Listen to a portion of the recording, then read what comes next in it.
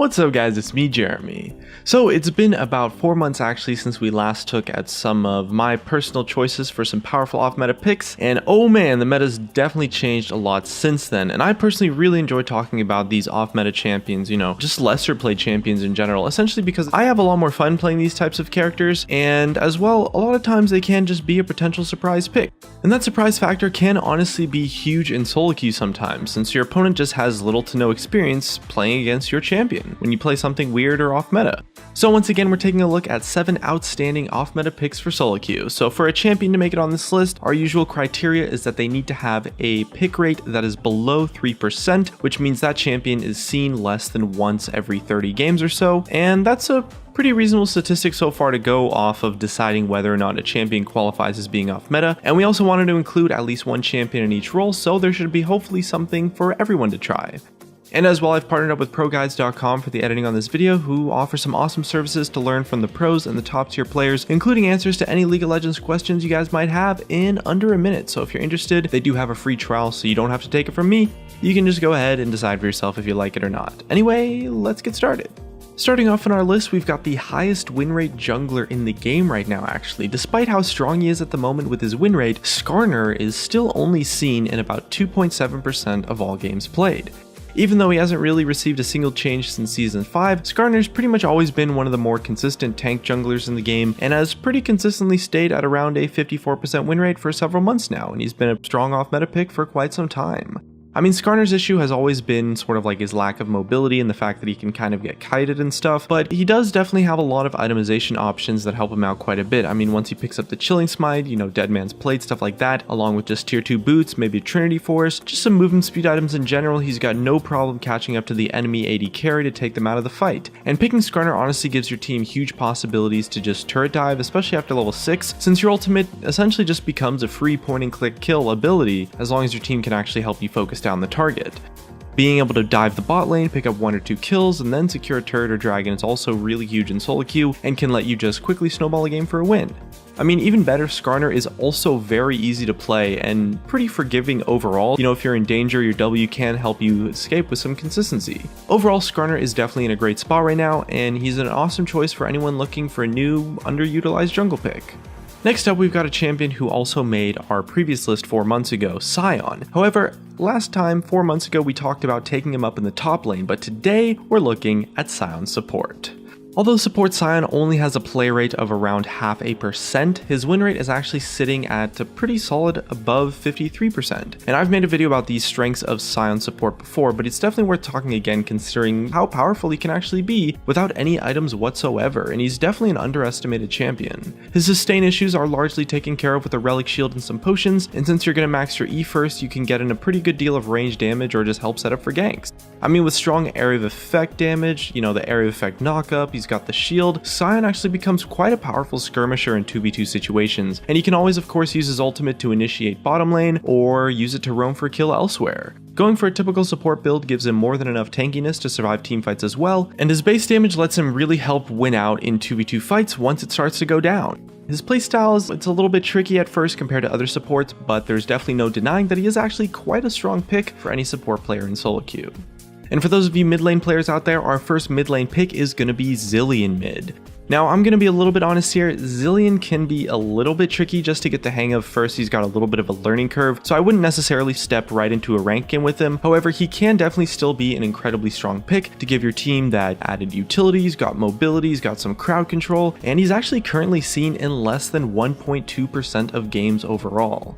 And Zilean's always been a really fun champion for me to play, and being able to speed boost yourself and your allies around the map while also dealing some nice area of effect damage, saving your teammates with your ultimate, he's got a lot of options, and just playing him feels pretty awesome.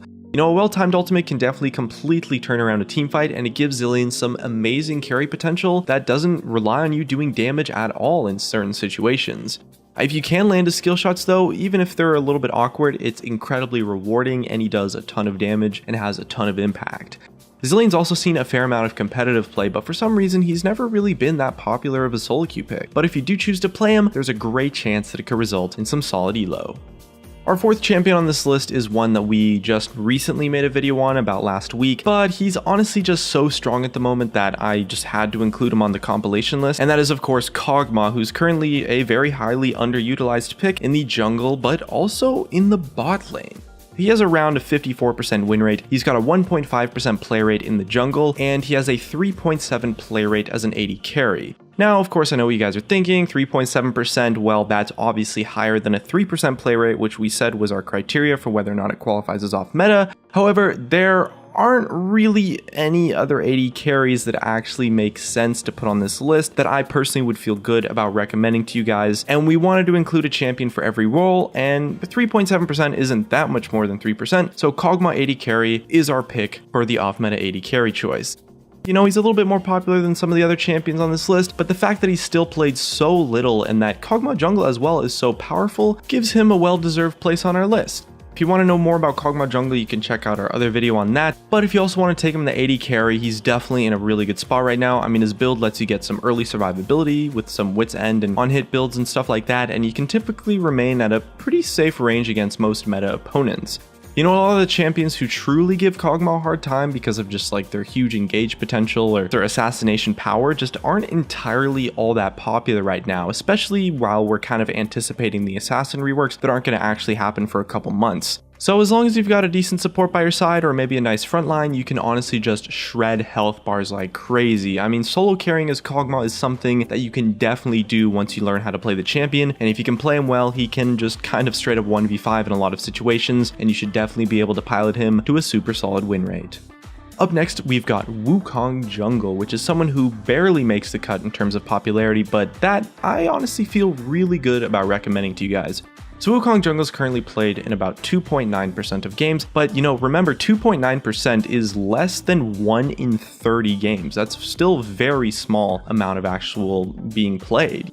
Wukong is one of the few junglers that can sacrifice sustain and kind of like a strong clear in the early game for his absolutely insane ultimate and just crazy teamfighting potential that he brings later on in the game.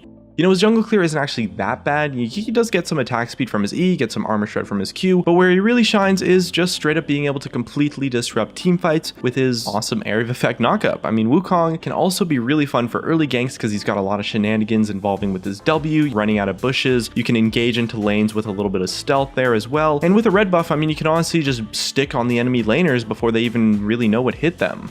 Wukong's actually pretty solid in 1v1 jungle duels as well, since his Q is actually quite a powerful effect in just a straight up duel. And if you're losing, you do always have the chance to just juke out your opponent and make a nice escape with your decoy. Wukong's a champion that lets you build a bit offensively as well, which gives him a lot more added carry potential than an area of effect crowd control tank like a Mumu might get. Which also does, in my opinion, make the game a lot more fun once you've actually picked up your core items as well, as opposed to just like a full tank champion.